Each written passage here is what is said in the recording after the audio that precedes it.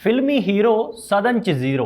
गल कर रहे हैं भाजपा के आगू लोक सभा मैंबर गुरदासपुर तो सनी देओल दी।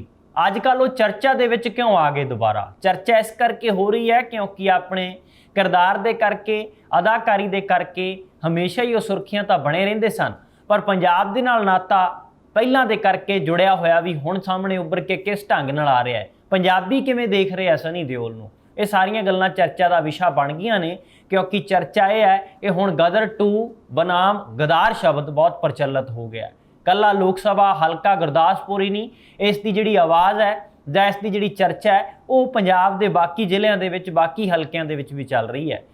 ਅਸੀਂ ਗੱਲ कर रहे हैं कि गदर 2 फिल्म की प्रमोशन के लिए, उसकी तरक्की के वास्ते कि फिल्म ਵੱਧ ਤੋਂ ਵੱਧ देखी जाए, वो पंजाबियों को अपील करने के लिए भी वाघा सरहद के उत्ते जाते हैं तो उत्थे रीट्रीट सरमनी के विच हिस्सा लेंदे ने अपने बाकी साथी कलाकारां दे नाल, अदाकारां दे नाल।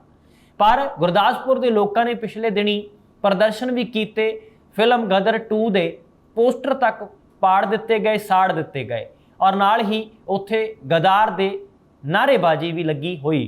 पर हुण इत्थे अज गल करांगे कि सनी देओल दा विरोध कला की लोक सभा हलका गुरदासपुर विच भी हो रहा है, पर सदन दे विच उन्होंने की कारगुजारी की है, उन्हां दी हाज़री किन्नी रही है, उन्होंने उत्थे सवाल किन्ने को लाए और प्राइवेट बिल किन्ने लैके आंदे। ये सारियां गल्लां दे सवाल उदों उठते हैं जदों चुनिया होया कोई नुमाइंदा लोकां दीआं उम्मीदां ते खरा नहीं उतरदा।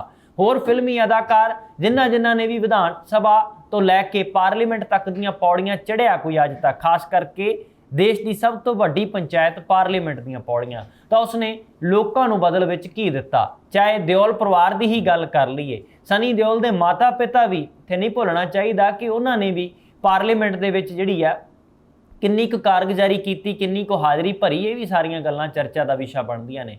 हुण गल करांगे कि सनी देओल सदन विच जीरो किवें ने, जीरो कहा क्यों जा रहा है एक फिल्मां दे हीरो नूं।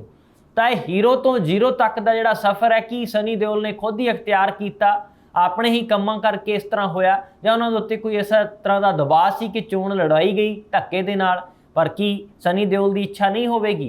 ये सारियां गल्लां दे भी सवाल जिहड़ी खुंड चर्चा हुंदी रहिंदी है। हुण गल करदे हैं कि सनी देओल ने गैर हाज़री जिहड़ी सदन दे विच भी भरी है, 4 सदन तो ऐसे ने जिहड़ा रिकॉर्ड बोलदा है कि उन्होंने उत्थे जाना ही जरूरी नहीं समझिया कि सदन लोगों के लिए हो रहा तो उस दे विच कोई गल ही रखी जाए। घट्टो घट्ट पंजाब पद्धर तक की नहीं, गुरदासपुर पद्धर तक की गल ही कर लो जिन्हों ने उन्होंने वोट पा के जिताया सी। तो हुण गल करते हैं कि उन्होंने जिथे सोशल मीडिया के उत्ते या जमीनी पद्धर के उत्ते भी विरोध का सामना करना पै रहा, उत्थे ही उन्होंने गदर 2 फिल्म के जिहड़े बाईकाट करन तक दीआं आवाज़ां सुरां ने जिहड़ियां वो भी सामने आ रही ने। यह भी जानकारी मिली है कि सनी देओल की पार्लीमेंट सैशनां विच 1 जून 2019 तो लैके 1 अगस्त 2023 तक सिर्फ तो सिर्फ 19% हाज़री रही है, 20% भी पूरा नहीं कर सके। जेकर कौमी पद्धर के उत्ते हाज़री का विश्लेषण किया जाए तो उसके बराबर ही नहीं खड़ते सनी देओल, और ना ही सूबा पद्धर के उत्ते जिहड़ी हाज़री हुंदी है उसते किते नेड़े तेड़े खड़ते ने सनी देओल। सिर्फ तो सिर्फ इन्हां तकरीबन 5 साल कह सकते हैं इस सैशन काल के दौरान सनी देओल की हाज़री सिर्फ तो सिर्फ 19% रही है। और उन्होंने 19% के विच की उन्होंने कारगुजारी की वो भी दसांगे। कौमी औसत कढ़ी जाए तो 79% हाज़री है, 19 विचों माइनस करिए तो तकरीबन जिहड़ी कह सकते हैं कि 60% कौमी औसत के नाल भी घट हाज़री जिहड़ी सनी देओल की सदन के विच रही, सैशन च रही। इस तरह सूबाई पद्धर के उत्ते 73% हाज़री रहिंदी है जिहड़े बतौर लोगों के चुने हुए नुमाइंदे हुंदे ने। सनी देओल ने संसद के तकरीबन 4 सैशनां दे विच एंट्री तक नहीं की, ना तो उन्होंने उत्थों फोटो कोई आई तो ना ही रिकॉर्ड के विच हाज़री पाई गई कि सनी देओल अज हाज़र ने तो उन्होंने अपने हल्के के इस मुद्दे के उत्ते गलबात की। इसे दे दौरान ही संसद में सिर्फ एक सवाल लाया गया तो उन्होंने कदे बहस दौरान एक भी शब्द नहीं बोलिया। उन्होंने जिहड़ी चुप्पी है, उन्होंने मजबूरी की है। जदों फिल्मां दे विच डायलॉग बोलते हैं तो कई डायलॉग तो लोगों को याद भी ने, कई पीढ़ियों को याद ने, तो ये कह सकते हैं कि 2 तो 3 पीढ़ियां उन्होंने डायलॉग याद करी फिरदी होनी है, रट्टा लाई फिरदी होनी है, पर उन्होंने एक भी किया ऐसा संसद में सवाल किसी को भी चेते भी नहीं, खास करके गुरदासपुर हल्के के लोगों को, कि उन्होंने उन्होंने लिए इहो जिहा किहड़ा मुद्दा चुक्या, किहड़ा सवाल चुक्या जिहड़ा बच्चे की जुबान ते होवे, जिवें उन्होंने डायलॉग याद किए जाते सन। पर हुण लोगों का मोह भंग होण लग्या तो इसे करके ही उत्थों के लोगों ने एक आवाज़ चुकी है कि फिल्मां ही नहीं देखणियां, बाईकाट कर दिओ। ਬਾਕੀ ਲੋਕਾਂ ਨੂੰ ਵੀ ਅਪੀਲ ਕੀਤੀ ਜਾ ਰਹੀ ਹੈ। ਗੁਰਦਾਸਪੁਰ ਹਲਕੇ ਦੇ ਵਿੱਚ ਤਕਰੀਬਨ 3 ਸਾਲ ਤੋਂ ਗੈਰ ਹਾਜ਼ਰ ਦੱਸੇ ਜਾਂਦੇ ਰਹੇ ਨੇ। ਸਥਾਨਕ ਲੋਕ ਵੀ ਸਮੇਂ-ਸਮੇਂ ਦੇ ਉੱਤੇ ਮੀਡੀਆ ਦੇ ਉੱਤੇ ਗੱਲਬਾਤ ਕਰਦੇ ਦਿਖਾਈ ਦਿੰਦੇ ਨੇ, ਸੋਸ਼ਲ ਮੀਡੀਆ ਤੇ ਵੀਡੀਓ ਪਾ ਦਿੰਦੇ ਨੇ, ਲਾਪਤਾ ਹੁਣ ਤੱਕ ਦੇ ਪੋਸਟਰ ਤੱਕ ਲੱਗਦੇ ਰਹੇ ਆ ਹਲਕੇ ਦੇ ਵਿੱਚ। ਇਸ ਤੋਂ ਪਹਿਲਾਂ ਜਿੰਨੇ ਫਿਲਮੀ ਸਿਤਾਰੇ ਉੱਥੋਂ ਜਿਤਾ ਕੇ ਭੇਜੇ ਗਏ, ਜਿਹੜੇ ਸਿਆਸੀ ਮਾਹਰ ਨੇ, ਇਹਨਾਂ ਦਾ ਤਜਰਬਾ ਬਹੁਤ ਹੈ ਸਿਆਸਤ ਦੇ ਅੰਦਰ, ਉਹ ਇੱਥੋਂ ਤੱਕ ਕਹਿਣ ਲੱਗੇ ਨੇ ਕਿ ਜਿਹੜੀ ਇਹ ਚਮਕ ਦਮਕ ਹੈ ਹੁਣ ਇੰਨੀ ਕੁ ਫਿੱਕੀ ਪੈ ਗਈ ਹੈ। ਪਹਿਲਾਂ ਤਾਂ ਲੋਕ ਭਰਮਾਏ ਜਾਂਦੇ ਸੀ ਇਹਨਾਂ ਚਿਹਰਿਆਂ ਦੇ ਨਾਲ ਕਿ ਜਿਹੜੇ ਵੱਡੇ ਅਦਾਕਾਰ ਨੇ ਉਹ ਕਿਵੇਂ ਲੋਕਾਂ ਦੀ ਗੱਲ ਕਰਨਗੇ, ਲੋਕਾਂ ਦੇ ਲਈ ਖੜਨਗੇ। ਕੋਈ ਫਿਲਮ ਦੇ ਵਿੱਚ ਇਸ ਤਰ੍ਹਾਂ ਦਾ ਕਿਰਦਾਰ ਪੇਸ਼ ਕੀਤਾ ਜਾਂਦਾ ਕਿ ਜਿਵੇਂ ਹੁਣ ਇਹਨਾਂ ਤੋਂ ਉੱਤੇ ਕੋਈ ਹੋ ਹੀ ਨਹੀਂ ਸਕਦਾ, ਨਾ ਤਾਂ ਕੋਈ ਸਿਆਸਤਦਾਨ, ਨਾ ਹੀ ਕਿਸੇ ਸੂਬੇ ਦਾ ਮੁੱਖ ਮੰਤਰੀ ਤੇ ਨਾ ਹੀ ਕਿਸੇ ਦੇਸ਼ ਦਾ ਪ੍ਰਧਾਨ ਮੰਤਰੀ। ਇੱਕ ਨਾਇਕ ਦੇ ਤੌਰ ਦੇ ਉੱਤੇ ਪੇਸ਼ ਕੀਤਾ ਜਾਂਦਾ ਹੈ, ਪਰ ਅਸਲੀ ਜ਼ਿੰਦਗੀ ਦੇ ਵਿੱਚ ਜਦੋਂ ਉਹਨਾਂ ਨੇ ਲੋਕਾਂ ਦੇ ਨਾਇਕ ਬਣਨਾ ਹੁੰਦਾ ਹੈ, ਉਦੋਂ ਉਹ ਹੱਥ ਤੇ ਹੱਥ ਧਰ ਕੇ ਬਹਿ ਜਾਂਦੇ ਨੇ ਤੇ ਬੁੱਲਾਂ ਨੂੰ ਸੀ ਲੈਂਦੇ ਨੇ, ਚੁੱਪ ਕਰਕੇ ਬੈਠ ਜਾਂਦੇ ਨੇ। ਪਤਾ ਨਹੀਂ ਇਹੋ ਜਿਹੀ ਕੀ ਗੱਲ ਹੈ ਕਿ ਉਹਨਾਂ ਦੀ ਮਜਬੂਰੀ ਕੀ ਬਣ ਜਾਂਦੀ ਹੈ। ਇੱਥੋਂ ਤੱਕ ਕਿ ਇਸੇ ਹੀ ਹਲਕੇ ਗੁਰਦਾਸਪੁਰ ਤੋਂ ਵਿਨੋਦ ਖੰਨਾ ਨੂੰ ਵੀ ਲੋਕ ਚੁਣਦੇ ਰਹੇ ਨੇ। ਉਹਨਾਂ ਦੇ ਕਈ ਕੰਮ ਗਿਣਾਉਣ ਲੱਗੇ ਨੇ ਹੁਣ ਅੱਜ ਕੱਲ੍ਹ ਲੋਕ ਕਿ ਘੱਟੋ ਘੱਟ ਉਹਨਾਂ ਨਾਲੋਂ ਤਾਂ ਉਹ ਚੰਗੇ ਸੀ। ਅਕਸਰ ਹੀ ਸਿਆਸਤ ਵਿੱਚ ਇਸ ਤਰ੍ਹਾਂ ਹੁੰਦਾ ਹੈ ਕਿ ਜੇਕਰ ਕੋਈ ਇੱਕ 19 ਰਿਹਾ ਹੁੰਦਾ ਤੇ ਉਸ ਤੋਂ ਬਾਅਦ ਕੋਈ 21 ਆ ਜਾਵੇ ਤੇ 19 ਵਾਲੇ ਨੂੰ ਭੁੱਲ ਜਾਂਦੇ ਨੇ ਲੋਕ। ਜੇਕਰ ਕੋਈ ਉਸ ਤੋਂ ਬਾਅਦ ਪਹਿਲਾਂ 21 ਰਿਹਾ ਹੋਵੇ ਤੇ ਬਾਅਦ ਵਿੱਚ 19 ਹੋ ਜਾਵੇ ਤੇ ਫਿਰ ਉਸ 21 ਨੂੰ ਯਾਦ ਕੀਤਾ ਜਾਂਦਾ। ਇਸੇ ਤਰ੍ਹਾਂ ਹੀ ਉਸੇ ਹਲਕੇ ਤੋਂ ਵਿਨੋਦ ਖੰਨਾ ਤੇ ਸਨੀ ਦਿਓਲ ਦਾ ਕੰਪੈਰੀਜ਼ਨ ਵੀ ਕੀਤਾ ਜਾ ਰਿਹਾ।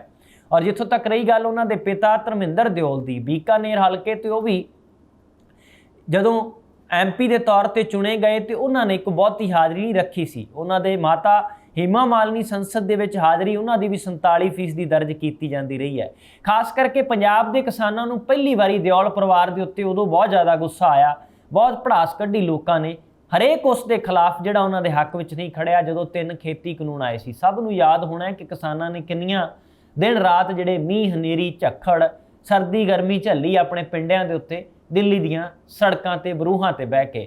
ਉਦੋਂ ਸਨੀ ਦਿਓਲ ਨੇ ਕਿਸਾਨਾਂ ਦੇ ਹੱਕ ਵਿੱਚ ਹਾਂ ਦਾ ਨਾਰਾ ਨਹੀਂ ਸੀ ਮਾਰਿਆ। ਉਹਨਾਂ ਨੇ ਜਦੋਂ ਕਿਸਾਨ ਵਿਰੋਧ ਕਰ ਰਹੇ ਸੀ ਪਰ ਸਨੀ ਦਿਓਲ ਨੇ ਚੁੱਪ ਧਾਰੀ ਰੱਖੀ, ਕੋਈ ਵੀ ਐਸੀ ਜ਼ੁਬਾਨ ਨਹੀਂ ਖੋਲੀ ਜਿਸ ਦੇ ਨਾਲ ਕਿਸਾਨਾਂ ਨੂੰ ਲੱਗੇ ਕਿ ਇਹਨਾਂ ਨੇ ਤਾਂ ਸਾਡੇ ਹੱਕ ਦੀ ਗੱਲ ਕੀਤੀ ਹੈ ਇਸ MP ਨੇ।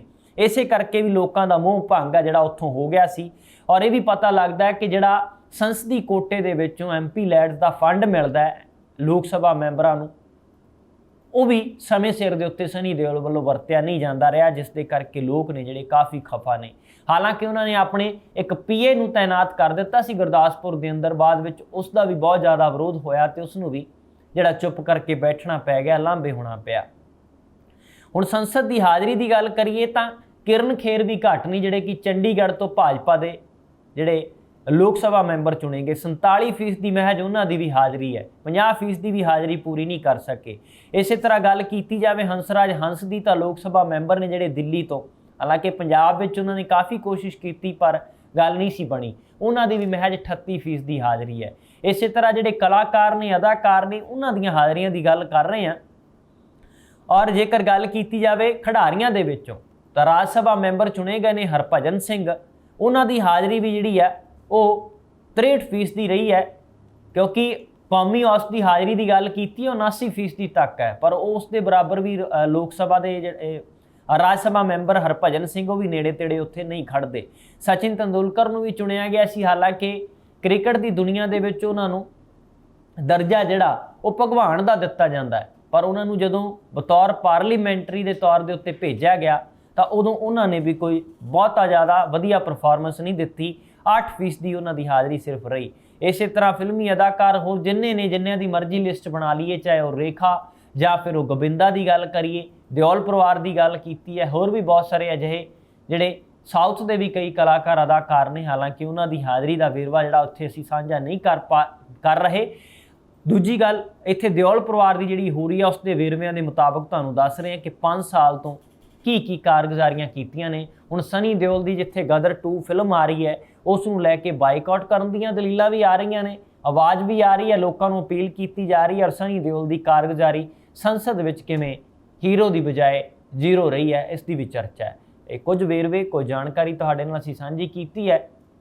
ਤਾਂ ਇਸ ਬਾਰੇ ਤੁਸੀਂ ਕੀ ਸੋਚਦੇ ਸਮਝਦੇ ਹੋ ਕਿ ਜਿਹੜੇ ਅਦਾਕਾਰ ਨੇ ਕਿ ਵਾਕਿਆ ਹੀ ਉਹਨਾਂ ਨੂੰ ਲੋਕਾਂ ਦੇ ਨੁਮਾਇੰਦੇ ਬਣਾ ਕੇ ਪਾਰਲੀਮੈਂਟ ਦੇ ਵਿੱਚ ਜਾਂ ਵਿਧਾਨ ਸਭਾ 'ਚ ਭੇਜਣਾ ਚਾਹੀਦਾ ਹੈ, ਜਾਂ ਫਿਰ ਪਹਿਲਾਂ ਉਹ ਆਪਣੇ ਕੰਮਾਂ ਕਾਰਾਂ ਤੋਂ ਛੁੱਟੀ ਕਰਨ, ਪੂਰੇ ਦੇ ਪੂਰੇ ਸਮਰਪਿਤ ਹੋ ਜਾਣ ਇੱਕ ਰਾਜਨੇਤਾ ਦੇ ਤੌਰ ਦੇ ਉੱਤੇ, ਤਾਂ ਹੀ ਉਹਨਾਂ ਨੂੰ ਚੁਣਨਾ ਚਾਹੀਦਾ ਹੈ। ਤਾਂ ਲੋਕਾਂ ਦੇ ਉੱਤੇ, ਵੋਟਰਾਂ ਦੇ ਉੱਤੇ ਵੀ ਨਿਰਭਰ ਕਰਦਾ ਹੈ, ਕਿਉਂਕਿ ਉਹਨਾਂ ਨੇ ਕੋਈ ਠੱਗੀ ਨਹੀਂ ਮਾਰੀ, ਨਾ ਹੀ ਉਹਨਾਂ ਨੇ ਕੋਈ ਗੈਰ ਕਾਨੂੰਨੀ ਕੰਮ ਕੀਤਾ, ਕਾਨੂੰਨ ਦੇ ਮੁਤਾਬਕ ਚੋਣ ਲੜੀ ਔਰ ਚੋਣ ਦੇ ਮੁਤਾਬਕ ਹੀ ਲੋਕਾਂ ਨੇ ਉਹਨਾਂ ਨੂੰ ਚੁਣ ਦਿੱਤਾ। ਹੁਣ ਕਈ ਲੋਕ ਪੰਜਾਬ ਦੇ ਲੋਕ ਸਭਾ ਹਲਕਾ ਗੁਰਦਾਸਪੁਰ ਨੂੰ ਵੀ ਲਾਂਭਾ ਦਿੰਦੇ ਨਜ਼ਰ ਆ ਜਾਂਦੇ ਨੇ ਕਈ ਵਾਰਾਂ ਕਿ ਤੁਸੀਂ ਗਲਤੀ ਕੀਤੀ ਹੈ, ਹੁਣ ਤੁਹਾਨੂੰ ਖਮਿਆਜਾ ਭੁਗਤਣਾ ਪੈ ਰਿਹਾ। ਹੁਣ ਇਸ ਦੇ ਵਿੱਚ ਲੋਕਾਂ ਦਾ, ਵੋਟਰਾਂ ਦਾ ਕੀ ਕਸੂਰ, ਇਹ ਵੀ ਇੱਕ ਆਪਣੇ ਆਪ 'ਚ ਗੱਲ ਹੈ। ਪਰ ਤੁਸੀਂ ਕੀ ਸਮਝਦੇ ਹੋ, ਇਸ ਲਈ ਜ਼ਿੰਮੇਵਾਰ ਕੌਣ ਹੈ? ਕੀ ਚੋਣ ਕਮਿਸ਼ਨ ਨੂੰ ਇਸ ਦੇ ਬਾਰੇ ਵੀ ਕੋਈ ਨਿਯਮ ਤੈਅ ਕਰਨੇ ਚਾਹੀਦੇ ਨੇ ਕਿ ਘੱਟੋ ਘੱਟ ਹਾਜ਼ਰੀ ਕਿੰਨੀ ਹੋਵੇ, ਘੱਟੋ ਘੱਟ ਉਹ ਆਪਣੇ ਲੋਕਾਂ ਦੇ, ਹਲਕੇ ਦੇ ਲੋਕਾਂ ਦੇ ਲਈ ਸਵਾਲ ਕਿੰਨੇ ਕਰਨ, ਇਸ ਬਾਰੇ ਵੀ ਕੋਈ ਨਿਯਮ ਤੈਅ ਹੋਣ। ਤੁਹਾਡਾ ਆਪਣਾ ਕੀ ਸੋਚਣਾ ਹੈ, ਆਪਣੀ ਨਿੱਜੀ ਰਾਏ ਕੀ ਹੈ, ਸੁਝਾਅ ਕੀ ਨੇ, ਵੀ ਜ਼ਰੂਰ ਸਾਂਝੇ ਕਰਿਓ ਤੇ ਬਣੇ ਰਹੋ ABC ਪੰਜਾਬ ਦੇ ਨਾਲ।